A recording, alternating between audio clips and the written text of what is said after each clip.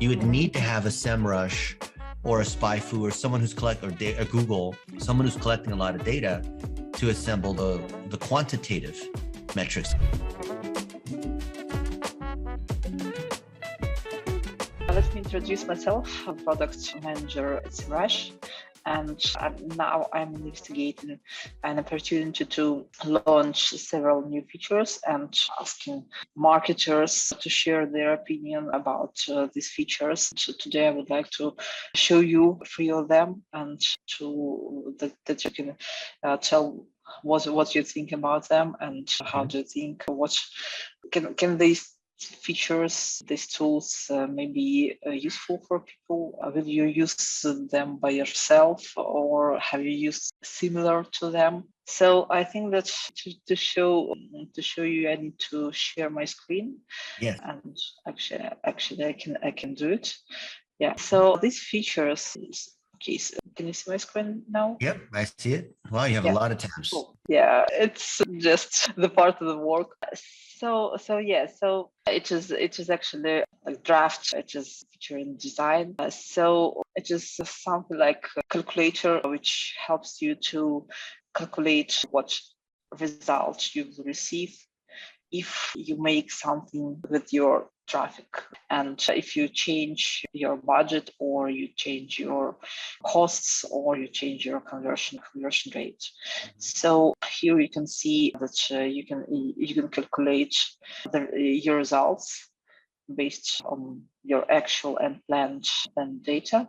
And here we can show you the difference between your actual data and planned to help you to calculate all these metrics. And the main metrics we are moving upfront, and it seems that the main metrics are ROI and CPA revenue. So we are hoping that it may be helpful for marketers to understand.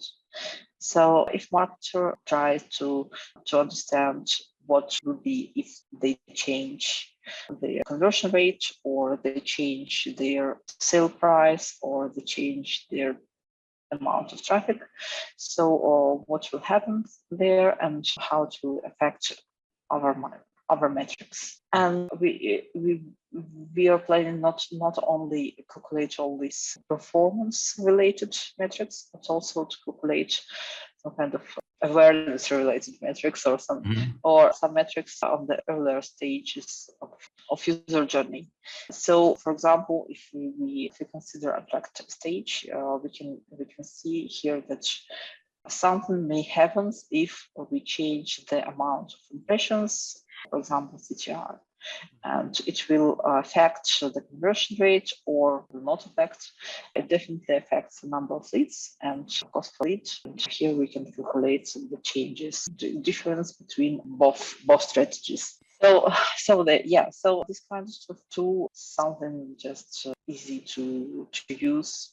I think that it may be easy to use and maybe helpful for marketers to calculate their possible results. Yeah, I have a lot of feedback to give you based on this when you're ready. Yeah, of course. Actually, I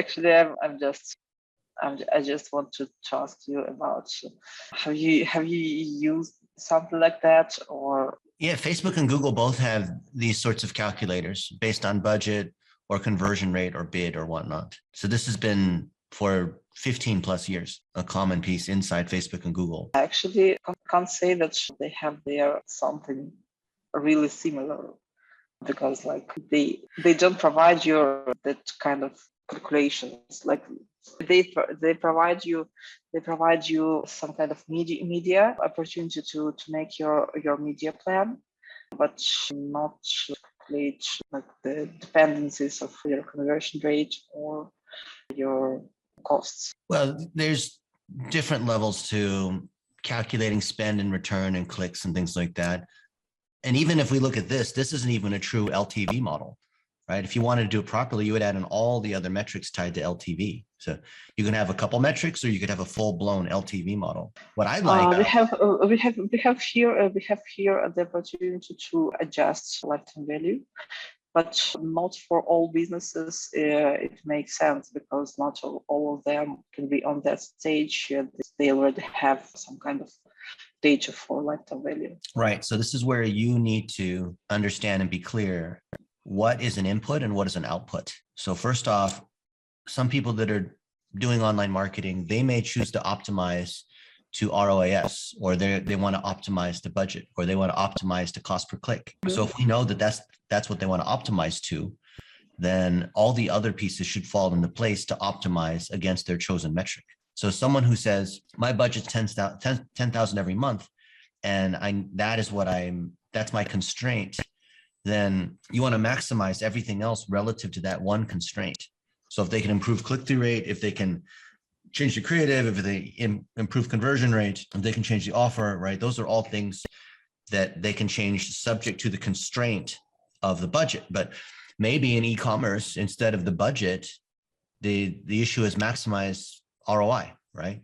Or maximize marginal profit. In that case, then the budget can be whatever it is. So certain things are inputs and outputs. Certain things are fixed as constraints, and certain things can move. So it needs to be clear here which ones it is. It needs to be clear. Okay, let me select what my objective is and what the constraints are, and then everything else, because it's not clear which of these I'm allowed to push and pull, right? And the nice thing, you can actually adjust any of these metrics. right? But it's it needs to be clear to me which of these, how this fits together into a model. The thing that I like the most about what Google and Facebook have done for many years, like I was telling you earlier, is the idea of a sensitivity analysis, right? In finance, there's something called sensitivity analysis where there's a curve, and it could be, a demand curve, and you understand the elasticity of demand, meaning how steep that line is.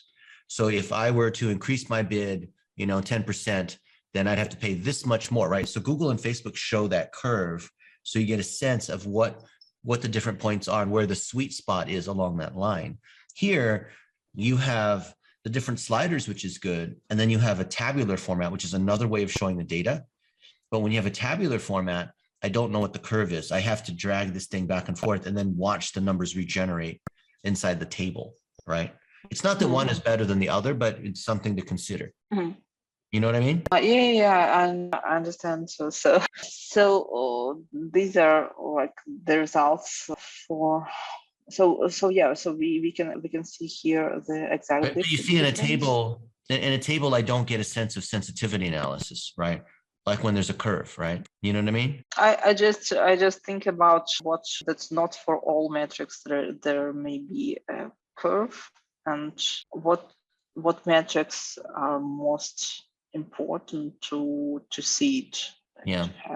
We'll go back to input and output metrics. So what Google has done for probably 15 years is, hey, if I increase my bid, if I increase my budget, then I'm going to be able to spend this much, right? If I increase my bid from $1 to $1.50 cost per click, then I will spend, instead of 1,000, I'll spend 2,000. So they see a curve, right? So if I drag what my CPC is and it goes up, then I can see where my curve is on how much I spend, right? Because how much I spend, it's not just changing the CPC, because the amount I spend. So CPC times clicks is the amount that I spend. So if I bid up, I get a higher position, right? So if I increase the CPC, I get a higher position, I get more clicks. So I'm spending more than the percentage I'm increasing my CPC, right? So Google's done this many, many years. I found it to be very helpful because I can increase my CPC by 20%, but that increases my budget by 80%. You see what I mean? Yeah. But what about other types of traffic? What about what? What about other types of traffic, like not connected to CPC exactly? There's other factors in the LTV model, right? So we have the CPC, we have the conversion rate, we have LTV, we have other derivative metrics. So that goes back to what I was just saying earlier about, you have a series of metrics that are part of a funnel. There's certain ones that they can touch and certain ones they can't touch, right? So if it's clear, and not that they shouldn't have to state this every time, but if initially as part of a wizard, they stated what is the main objective, then every time they come to the calculator, it should already know, oh, my objective is I have, it maximize sales relative subject to a $5,000 a month budget, or drive as much. That's one of the most common ones in the big companies. The second most common, but is most common in small companies, is maximize my profit as long as my CPA is less than $50, right? So if you align with the business goal, right, if you can ask them what their goal is, if you're aware of, if you can collect their goal, then the calculator can make it easy and make recommendations. But if there's no way, there's nothing here that seems to show that allow me to say, here's what my goal is. So try to adjust everything to achieve this one goal, right? So usually there's two things, right? There's the goal. So the goal is maximize ROAS. The goal is spend the $10,000 a month or whatever it is. And there's constraints. So the constraint is a budget. The constraint is, I can't charge more than this, I can't discount more than this, or whatever it is. I can't. Usually the constraint is a budget kind of constraint, or like a CPA constraint, right? Or frequency constraint. But if we know the objective and the constraint, everything else we can play with, right? That's just the model of how LTV works, right?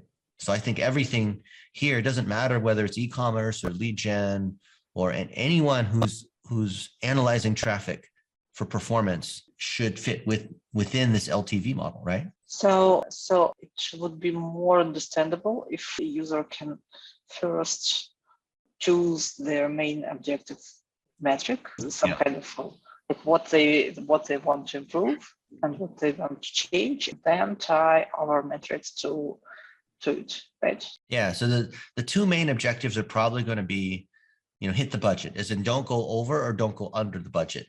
So that's a corporate person. They have a budget every month. They have to spend that budget. They don't want to go over or go under the budget, but they want to make the best use of whatever the budget is because that's how much they were given at the beginning of the year for every month, right? And then the second one. Yeah. So, but we don't know on the stage. We don't know the amount of budget. Right. So we have to ask them, right? We have to have a way for them to input that for us. Otherwise, we have no idea. If we don't know what their goal is, it doesn't matter what we do in the calculator. So I just know if we need to, and if we have to, the first stage to ask people such like sensitive data about their budget, but to just give them some kind of tool they can use. There's two, maybe three types of advertisers, right? One is the budget one, where the budget is fixed. They have a certain amount of money to spend every month, or a certain amount on Google, a certain amount on Facebook, a certain amount of money, right? That's the budget. And they cannot exceed the budget, right? But they also don't want to spend only half the budget.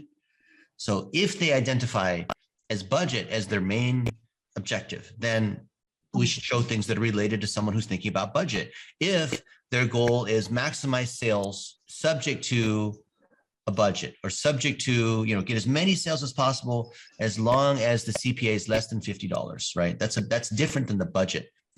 So most people are going to come in as budget or performance, right? But you can't do both, right? Yeah, but in this case, I think that we also need to have one more thing. We need to know the market amount, the traffic which exists on the market. Knowledge right now. Well, traffic doesn't matter unless you know the objective, right? Unless the objective is traffic, but rarely is the objective just traffic. You just can't increase your budget or get more traffic than you have in the market. It's just impossible. The market is fixed. Well, anyway, my point is, I think it'd be really important to allow them to select what their primary objective is, because based on that, all the other things can change, right? If we know what the primary objective is. Yeah, great. So how do you think, who can use such kind of tool? So this only performance marketers, or maybe somebody else? I think all of them can use a calculator. Whoever it's for is going to be based on whatever objective we allow them to select, right? So it could be someone who's a campaign planner. It could be someone who does PPC. It could be the chief marketing officer. All of these people are going to be interested, but it just depends on what are the buttons we're allowed to push, right? Okay. So what actually I would also to ask, how do you think, should we ask about actual plan on the first stage, or just ask about like planned, just one metric, which is actual. Well, actual, planned, and variance is going to be more of a manager metric. So either someone who's managing the budget, or it could be the chief marketing officer, or reports that are sent to finance. Most of the people that do optimization are not trying to hit a budget, right? If I'm optimizing for sales in e-commerce, I'm going to try to get as many sales as I can. And subject to a CPA limitation or subject to a budget limitation. That's the core of e-com. That's the core of any kind of performance marketing on the internet, right? So if my goal is maximize profit, then why do I care about budget, right? If I can spend more profitably, then I'm going to spend more than just the budget. So that just goes back to what I was saying before. Are they budget oriented or are they performance oriented? If they're budget oriented, then they care very much primarily about making sure we don't go over or under the budget. So this actual versus planned is a budget kind of question. But if I'm a performance person, I don't really care that much. That's so, hitting the budget number and not going over or under, if I'm a performance person, is not the primary objective. It's certainly I want to be aware of how much money I'm spending, but if I'm going for performance and I have $1 million this month for the budget, I'm not going to spend $1 million if it's unprofitable, right? Because the budget person wants to make sure whatever the number is, I always want to spend the budget. I don't want to go under the budget. I don't want to go over the budget.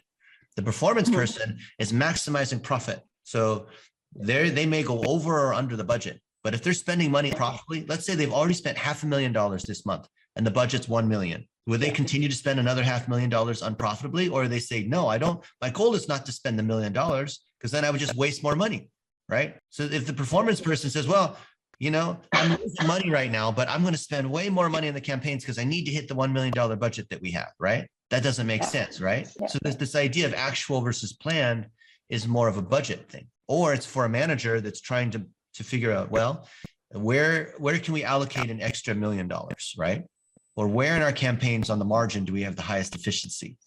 So then we can say, well, this is how much we had budgeted, but our campaigns are going really well. We recommend that we should increase the overall budget, right? Yeah.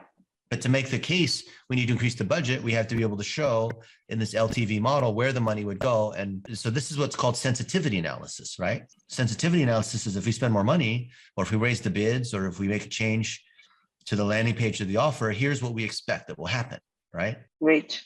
So, so thank you. And by the way, the feedback I'm giving you, like everything I'm giving you is just, I didn't come up with this. This is just standard in how sensitivity analysis is done, right?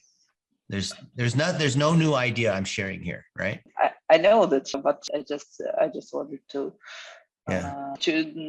understand if this way of like showing the information and having this kind of tool is like understandable, useful or things like that. And I see that now we need to highlight some metrics and change a little bit the way of this calculator can be used. I think what a calculator could be very, very powerful, very, very useful. You just need to make a few changes to it. So it's very clear. If I make a couple changes over here, this is what will happen, right? I understand what you're trying to do. Conceptually, what you're trying to say is, well, maybe I change one of these other metrics and now I can see where it was before. Now I can see what it is with these other changes. So that's the idea of what you're trying to do is good, but it might be, maybe we can improve, how it's organized and what the output looks like. Great. I have 2 more tools. Okay, let's go. Time, but so right. let's see one more tool. It is a benchmarks. It is some kind of market analysis for industry, which helps you to understand industry benchmarks for this kind of industry in this kind of country, for web or for app, to show the amount of traffic, dynamics of the traffic, number of conversion, cost per action, and channel share for this kind of industry.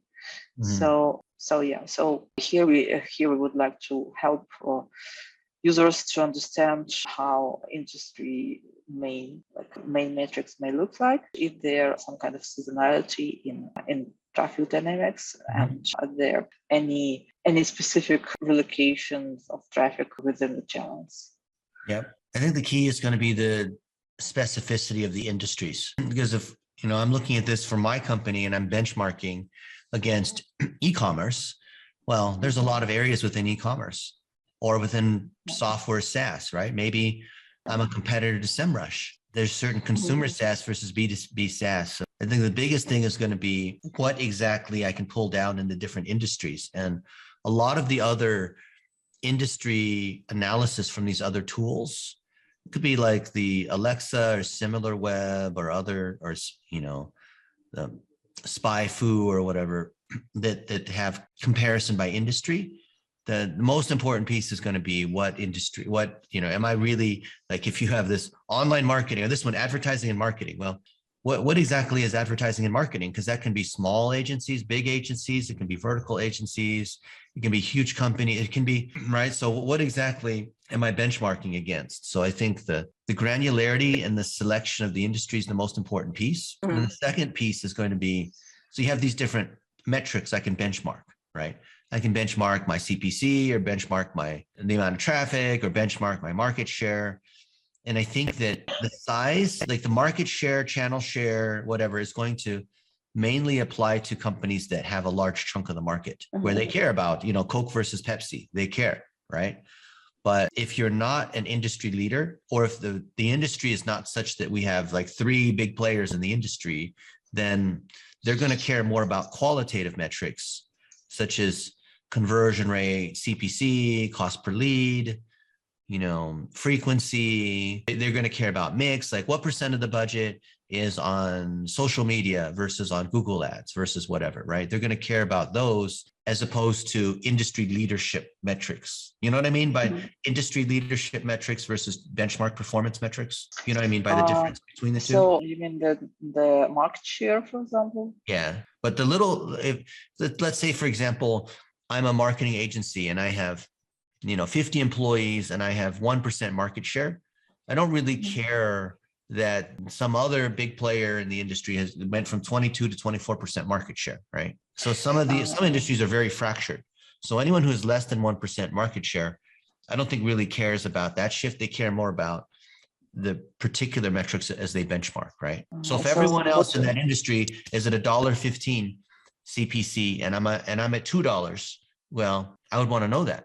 But maybe it's because I convert better, so I can afford to pay more per click, right? So just because I'm over or under a benchmark isn't necessarily a good or bad thing, right? So even that we need to emphasize here and show here metrics like conversion, CPC. The same metrics, before the same metrics we were looking at before on the LTV model, because it would be, if I want to benchmark, I want to benchmark against the same metrics that matter to me. But then the question is, can you get these other metrics, right? Yeah, and what is a similar enough group? Yeah, so it is actually hard to show the exact like websites or mobile apps which are included in every industry, because like sometimes privacy. Like we would run reports. We would spend a lot of money, like we have a client that does consumer electronics.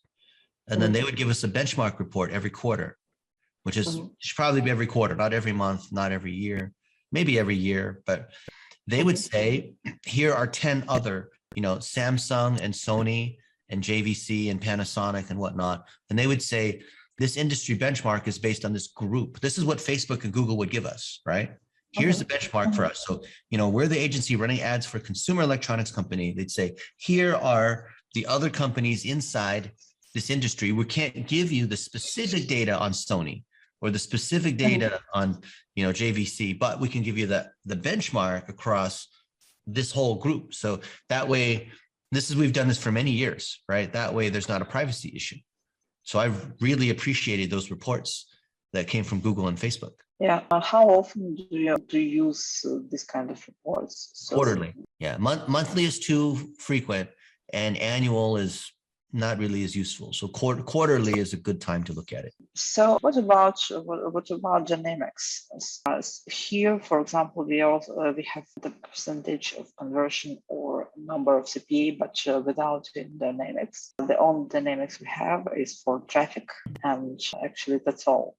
Yeah. So do you actually need this kind of dynamics for, I don't know, CPA, for example, or conversion rate or something? It could just, it depends on whether that industry has seasonality or not.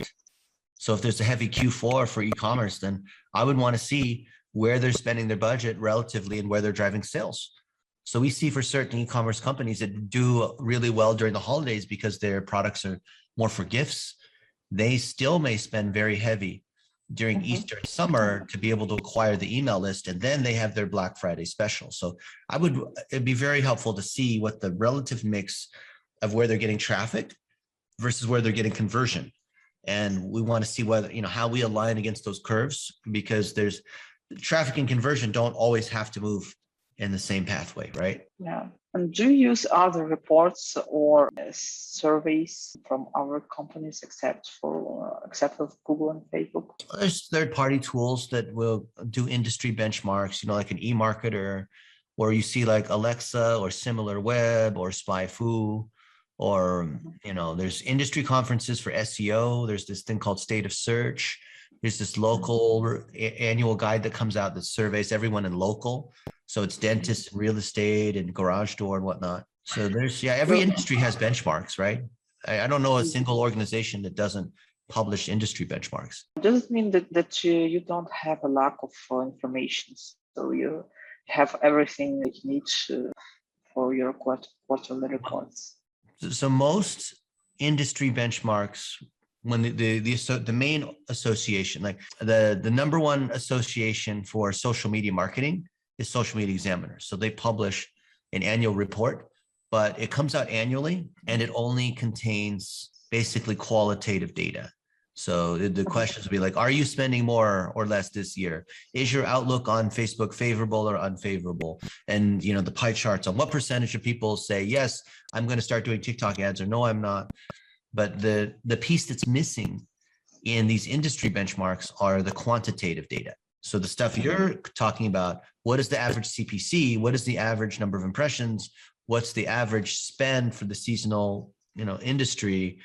They can't get that off of a survey because advertisers are not OAuthing or giving access to this data. So you would need to have a SEMrush or a SpyFu or someone who's Google, someone who's collecting a lot of data to assemble the quantitative metrics. The qualitative metrics are very easy to get, right? Okay. Yeah. So, and what do you think about this tool, maybe Page? Because it is the data and it's maybe pretty sensitive, and not all tools can provide such things. I think if I knew what the industry was and had confidence it was a good benchmark, and you had some more quantitative metrics here, or I guess you do have that because you have this traffic and conversion and whatnot, then I think it'd be very useful. Yeah, I would look at it every few months, especially if there was an alert that said, hey, you are outside the benchmark. Of these 10 metrics, these 3 metrics, you're more than 20% outside the benchmark. Come take a look.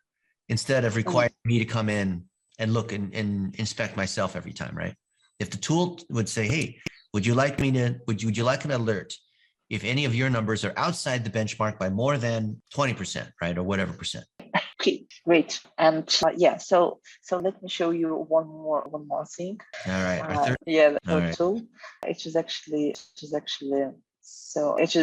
another kind of tool, a dashboard where you can see the amount of metrics for your business. Like, we are collecting data from different sources, like Google Analytics, like Facebook ads, and Google ads, and show them one dashboard where you can monitor all these metrics. So then you can see the forecasts or dynamics for this kind of metrics.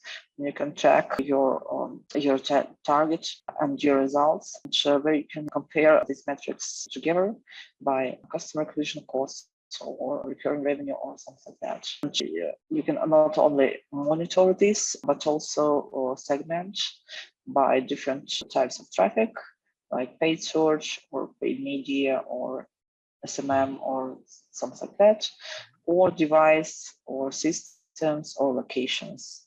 So this kind of monitoring and reporting dashboards, which can provide you the most I don't know, most useful metrics, some kind of KPIs you can track within your marketing activities. Yeah, I like the forecasting, the dotted line. That's nice. The rest of it is a dashboard, which we would expect, right? And then I wonder, why is the attribution the most important thing? Because you have last click, first click, any click. That, to me, that wouldn't seem like such an important thing that it has to be right there. But if it is, then because I don't think people are touching that very often. That's Yeah. So they can adjust the distribution somewhere in the settings. Most tools we see, they have this buried, they have that option buried in the settings, as opposed to like the most important thing for people to choose. So I've never seen a tool that does attribution where choosing the attribution model is the most important thing. Yeah. So this so as for how to say, for this exact dashboard, for example, you have different types of traffic. Like you're just started to work with, I don't know, paid media, for example. And for paid media, you don't have enough of traffic. So you can choose, for example, first click attribution or any click attribution, but you may not have enough of conversions yet. Yeah. For a last click attribution. So do you often use these attribution models, or you just use one of them to stick with it? I usually use one of them, and then most of the clients or other people that we work with, attribution is just a big confusion to them. So they don't even understand what it is. They basically say the numbers don't tie.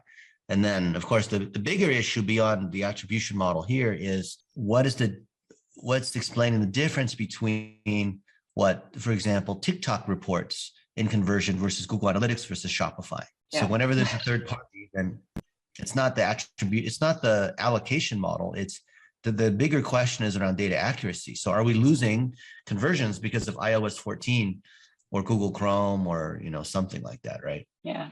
Yeah, of course, they may be also such questions, and we are trying to collect the data in a proper way and to see discrepancies between the different sources of data. But of course, there can't be done everything so sometimes it happens, like sometimes the data one side is like bigger or smaller than on another side. But do you use such kinds of dashboards, or do you monitor? There's Hyros, Triple Whale, and Wicked Reports that are 3 industry leaders. I play with all of them that look at attribution and then break it down by marketing source, which is what you have here. So marketing source, so is what you have for select channel by attribution model, but they don't have the predictive component, which I think is nice. And so now we have 3 main metrics. It's payments, it's recurring revenue, and customer acquisition costs.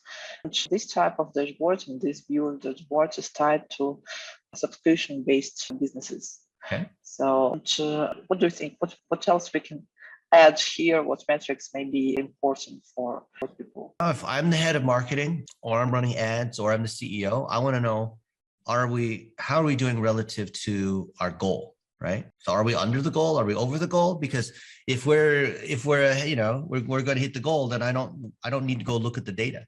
But if we are 20% below our target and we're not going to hit our numbers for the year, then I'm going to investigate. I'm going to ask lots of questions. So if there needs to be another line on what our target is, right? Yeah. So great. So the recurring revenue is at $568,000, or whatever it is every week. But if we continue this line out, for the end of the year, or a quarter, are we going to be over or under the goal, right? This doesn't, or maybe the 22%, or no, is that versus the previous period? Hard for me to tell what that is. So this line actually symbolizes the goal. Okay. So it means that you need to complete this. Oh, it's 22% of the goal, right? Yeah. But what if I'm on target, then, and I expect, to be, so if that's 22% and the goal is 40 million, right? Because it's 1/4, then I'd want to know at this point, is the goal is 40 million and I'm 22% of the way there, based on seasonality or based on the plan we have, am I over or under? Maybe at this point I should already be at 30%, right?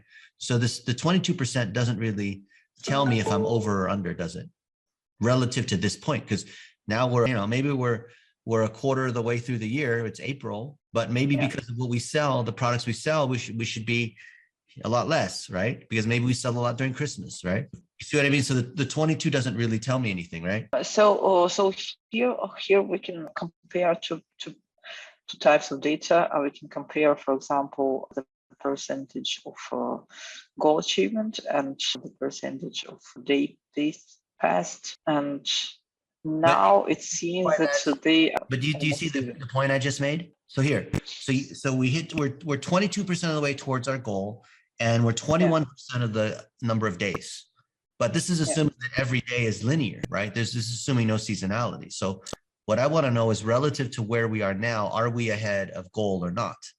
This is assuming linear. This is assuming every day for 90 days that we should have the same number, the goal is the same number of sales. Therefore, the 22, if it's 22% of goal on 21% of the days, then this would cause me to believe that we're actually ahead, right? So for revenue metric, we can do more revenue in the ending period. Yeah. But as for payments, it seems that we may be in trouble. Maybe, but we need to wait a little bit. But this is also an example of where we have bad dashboards. So someone might look at this and say, oh, well, we're at 20%. I'm looking at the payments, right? 20% is the green, and 21% of the days that pass, we're actually under. But maybe it's noise, or maybe it's seasonality. So if this dashboard doesn't understand the seasonality, it can generate a lot of false warnings. You see? Yeah, I just need to know more about the seasonality. Yeah. And sometimes it's not so easy to do. Like, for example, if it is a brand new website, we just can't get a lot of data about it. Yeah. Well, if you're doing forecasting, right? So if the dotted line is a forecast, by definition, you can't do a forecast unless you're aware of seasonality and trends. Otherwise, you might as well this would be terrible. I would never recommend doing this. Otherwise, just take the data and just exactly copy it over. Take last month and exactly copy it over into the future month. But that's what you're doing here with this days past and recurring revenue piece, or either of these where it's the revenue versus the number of days. I think that it would mislead a lot of people by doing this, unless you had confidence in your ability to forecast. But I would say don't show a forecast. Don't show those lines there unless they're actually meaningful. So they actually based on the last quarter year, different dynamics of the last quarter year, and we add here a machine learning algorithm which can understand what types of monthly changes or weekly changes may affect the data. So that's why all these dots has different ways. So there is some seasonality, but I can't say that it is enough for example, such things as Black Friday or I don't know, New Year or some kind of big sales. Yeah, every different. Every business is different. Yeah. So we look at the past of this business, and we try to understand what will happen next, and we educate the prediction model to predict based on the last several months of this business. Yeah. This business dynamics. For this exact example, it is pretty linear. Yeah. But for some of our businesses, maybe different. Yeah. Well, that's the power of the tool, right? That the tool should know. Yeah. The tool should know. And I think that it will know more when it starts to learn from more businesses. So as we have pretty such a small time amount, just a couple of questions more. Several questions. If you think about these free tools, what can be more useful for you, or like for your team, for you specifically, from between all these tools? Whatever gives me alerts, smart alerts based on my chosen objectives. So if my objective is increase, revenue relative to a CPA target, give me as many sales As long as it's less than $50, then I want to know what recommendations do you have, or what areas are not doing well, or what areas are, I should make changes. So with all these three tools, you generate a lot of charts, but I don't like, nobody wants to just look at more charts, right? I built the analytics at Yahoo, a search engine, 20 years ago. That was my role, right? My whole job is building charts, just like you have here. And I found that executives would ask for charts, but they never looked at the charts, because they would just ask for it because they thought that they would, why not have more data and more charts? But I was looking at charts that were actually useful, where there were alerts, instead of, okay, every week I have to come in and look at this dashboard, and then I have to try to figure out what's going on. Why can't the dashboard tell me based on threshold alerts when something is up or down? Why do I have to look at every metric personally myself to inspect it? Why can't the system send me an alert? Hey, Alexandra, here's 3 metrics you need to look at that changed, right? So I'm looking for intelligence instead of, okay, every day now I've got 3 more tools I have to look at. So now more charts, I have to keep reviewing charts. It's very easy to set thresholds that then trigger alerts. That's what I'm looking for. But the tool has to know what my goal is. The tool has to know I have a budget.